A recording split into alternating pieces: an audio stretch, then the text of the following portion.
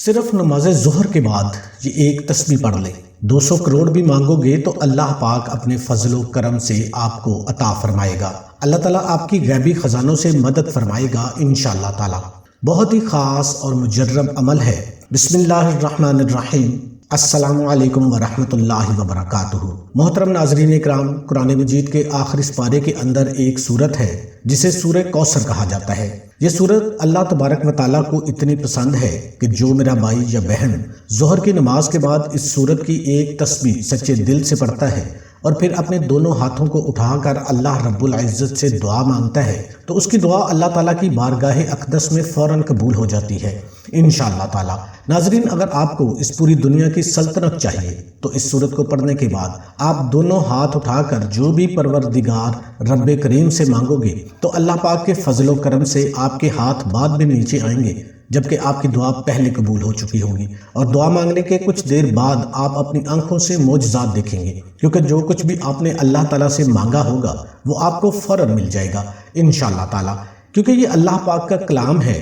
محترم ناظرین، آج کا وظیفہ اتنا پاورفل ہے کہ میں اس کی گارنٹی دیتا ہوں، آپ بے شک اسے آزما کر دیکھ لیں۔ آپ نے صرف اس کی ایک تسبیح کرنی ہے اور آپ کے زیادہ سے زیادہ 8 سے 10 منٹ ہی لگیں گے، لیکن پھر اس کی جو برکتیں اور فضیلتیں ہیں آپ خود اپنی آنکھوں سے دیکھ کر دنگ رہ جاؤ گے۔ آپ خود سوچو گے کہ یہ سب کچھ خود بخود ہی کیسے ہو رہا ہے۔ اللہ تعالیٰ اپنے فضل و کرم سے آپ کی غیبی خزانوں سے مدد کریں گے۔ ناظرین اکرام، آج کی یہ تسبیح بہت ہی طاقتور تسبیح ہے۔ اس کو پڑھنے کے بعد انشاءاللہ آپ کے گھر میں جو بھی مسئلے مسائل ہیں، بے شک دولت کو لے کر ہوں یا کوئی دوسرے مسئلے ہوں، وہ سب اس وظیفے سے اور اللہ پاک کے فضل و کرم سے حل ہو جائیں گے انشاءاللہ تعالیٰ۔ جس گھر میں ہر روز ظہر کی نماز کے بعد یہ مبارک تسبیح پڑھی جاتی ہے وہ گھر جلد ہی کروڑ پتی بن جاتا ہے۔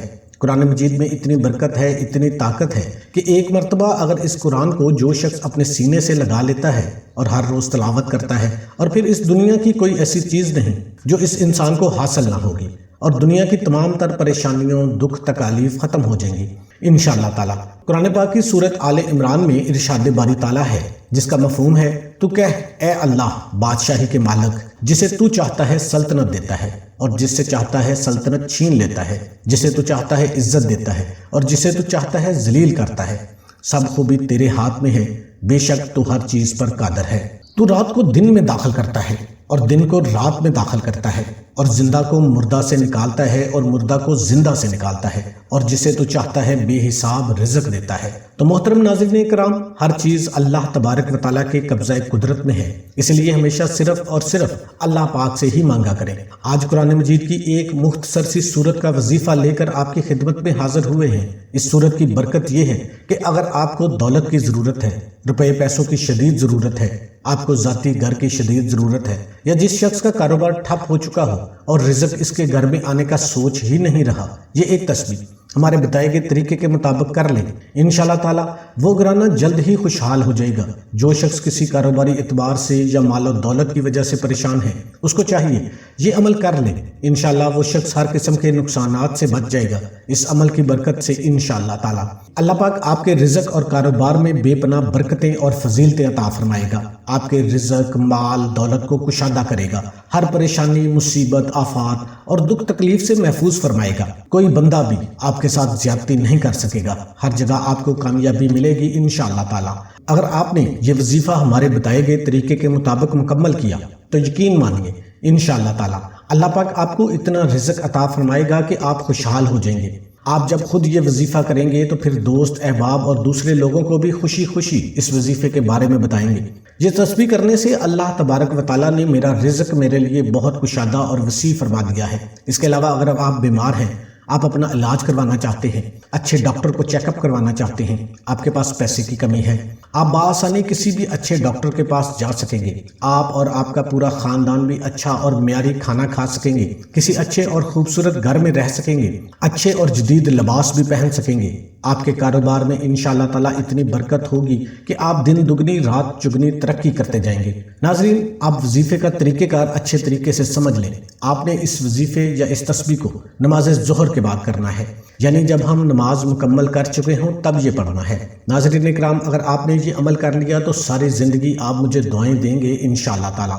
اس وظیفے کو آپ ایک مرتبہ کر لیں، ساری زندگی میں آپ کو ایک مرتبہ اس عمل کو کرنا ہے، مختصر سا ایک عمل ہے، اور جو لوگ ہر روز نماز ظہر کے بعد اس سورت کو ایک مرتبہ پڑھ کر اللہ سے دعا مانگتے ہیں تو اللہ تعالیٰ ان کی ایسی غیبی طریقوں سے مدد کرتا ہے کہ آپ سوچ بھی نہیں سکتے۔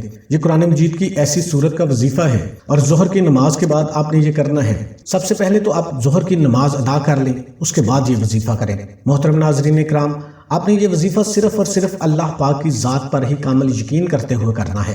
آپ نے دعا مانگتے وقت بھی صرف اور صرف اللہ پاک سے ہی مانگنا ہے، اس کے علاوہ کسی دوسرے سے نہیں مانگنا۔ پھر جب آپ لوگ یہ وظیفہ کر لو گے تو آپ خود اپنی آنکھوں سے معجزات دیکھو گے۔